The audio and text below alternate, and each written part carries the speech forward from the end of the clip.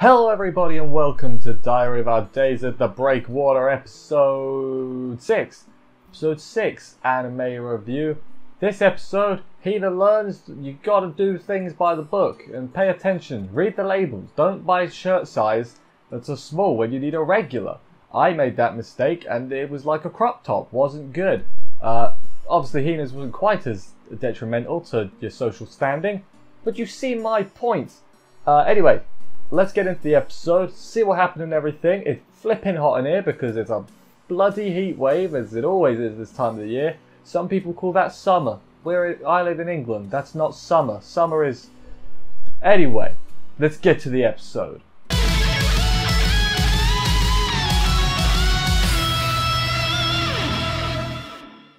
Sensei immediately returns to bother the girls and she wants fried horsies. Not horses, horsies.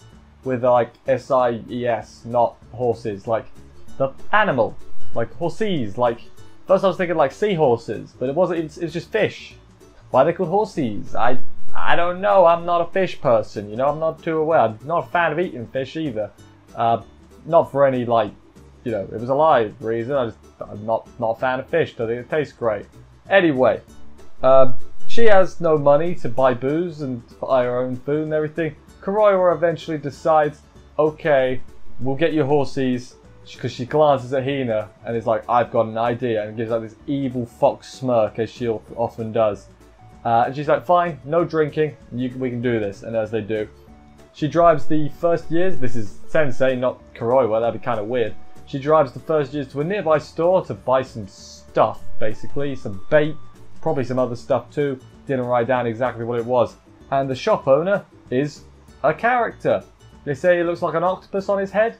I didn't really see it, also he wasn't that weird a character. Like, Natsumi was like, just don't be surprised when the dude shows up. And I was like, he's fairly regular, at least as far as anime goes.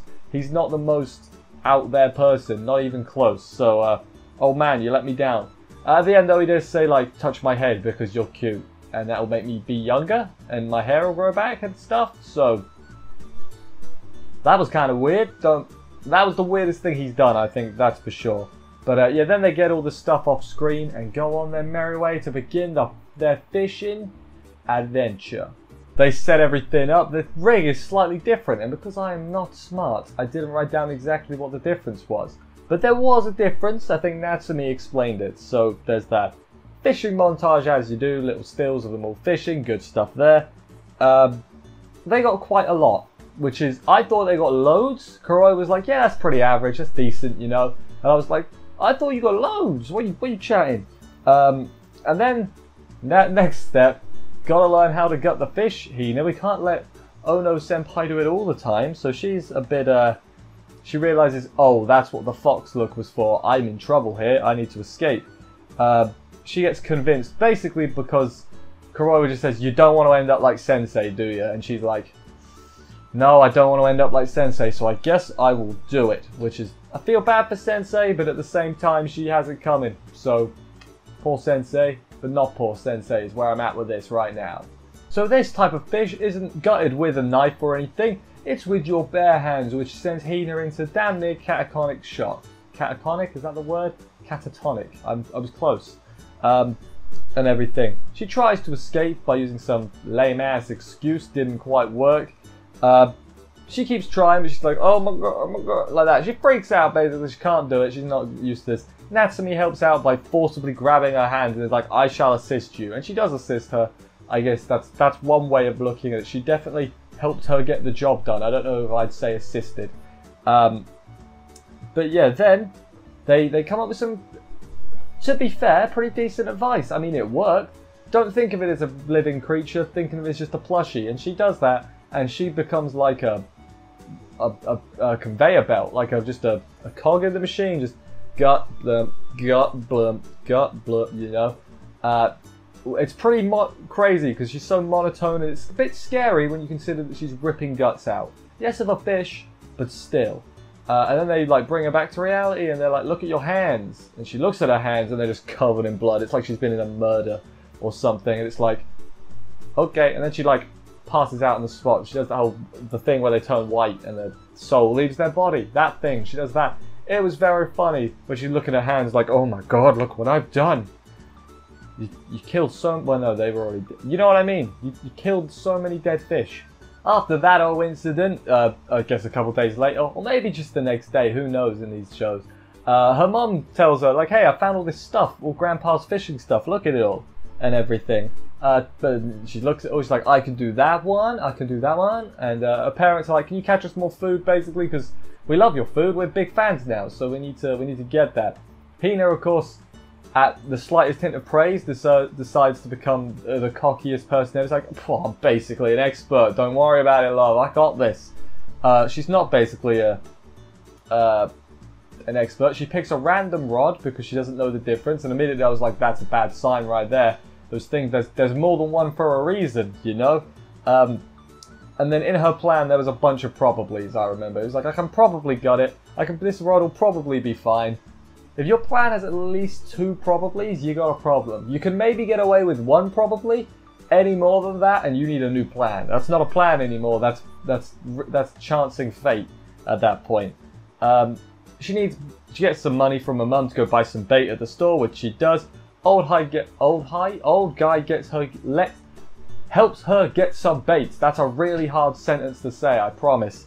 And then she sets off on her journey to just down the street where the breakwater is. But hey, it's still a journey. Life is a journey, and that's a metaphor. I don't know what I'm saying at this point. So said walk to the breakwater is actually a bit further than she expected, and the stuff she's carrying is a lot heavier than she expected because they let Ono to carry all the things because she's got all them muscles, I guess. And so this further walk than she expected. So she's struggling. Lots of people around. She sits by herself to fish instead of chatting to the locals. Fair play, I would have at least waved at them or something, but you do you, I guess, Hina. Nothing is taking the bait. She throws it in and it's all like, nah, nope. Eventually she does get one, but it just jumps off straight away. And she can't figure out that something's up, because usually she's pretty good at this. Remember, she knows what she's doing, sort of, and she's like, this isn't working correctly. What's going on? Natsume calls her and basically says, I'm on my way, and shows up about 20 seconds later, we'll say. Explains basically everything she's doing wrong. She's like, your rod's crap. Not crap, it's not the right rod. It's too stiff. It's not bendy enough.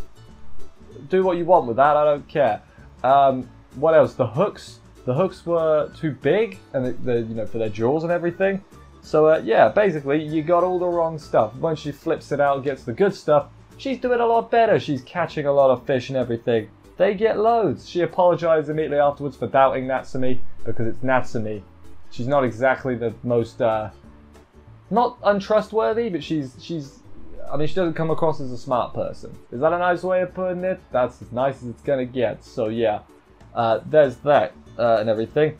And basically at the end, it's like, basically, yeah, you're doing fine for a beginner. Keep having fun. Good stuff there.